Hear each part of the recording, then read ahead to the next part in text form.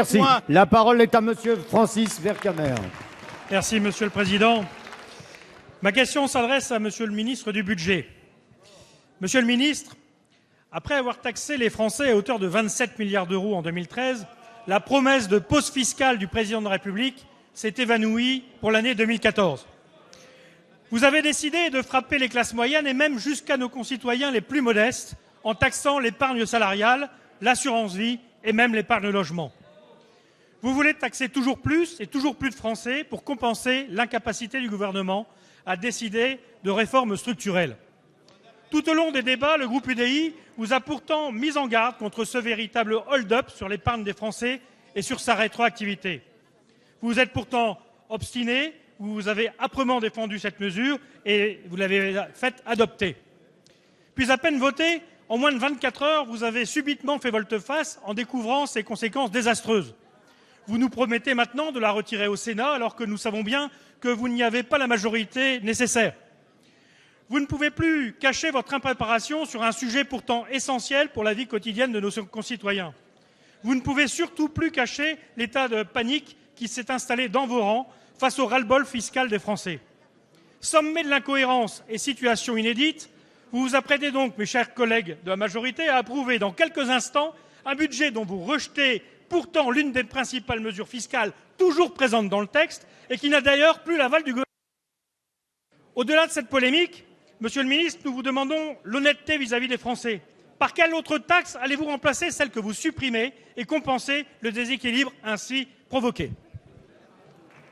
La parole est à Monsieur Pierre Moscovici, ministre de l'Économie et des Finances. Monsieur le député Francis Vercamer, vous reprenez à votre tour une certaine présentation de ce qu'a été l'attitude du gouvernement et contrairement à Monsieur Accoyer, je pense qu'un gouvernement s'enorgueillit à écouter, à comprendre, à répondre aux inquiétudes, à être mobile, à ne pas être d'une certaine façon droit dans ses bottes quand des Français émettent des préoccupations qui peuvent être légitimes. S'il vous Je voudrais plaît. rappeler, après Bernard Cazeneuve, que la mesure qui était proposée n'était pas une mesure rétroactive, puisque le fait générateur était la sortie du produit.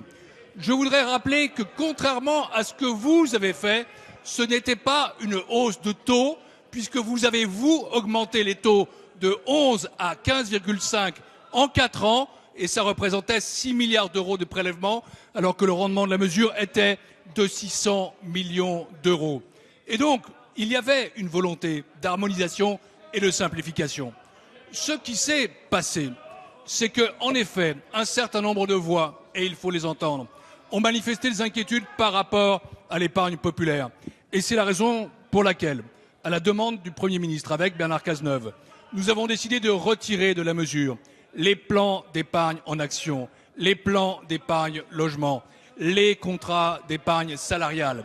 Et pour ce qui est de l'assurance vie, nous allons faire en sorte de la compléter par une réforme structurelle prise sur la base du rapport de 2 de vos collègues qui permettra d'assurer un rendement élevé et une garantie pour l'assuré. C'est cela que nous voulons faire, en de surcroît, l'orientant vers le financement des entreprises de ce pays. Il y a donc une approche équilibrée et vous feriez mieux, plutôt que d'agiter des craintes, d'être plus serein et de contribuer à cette écoute des Français. Merci, monsieur.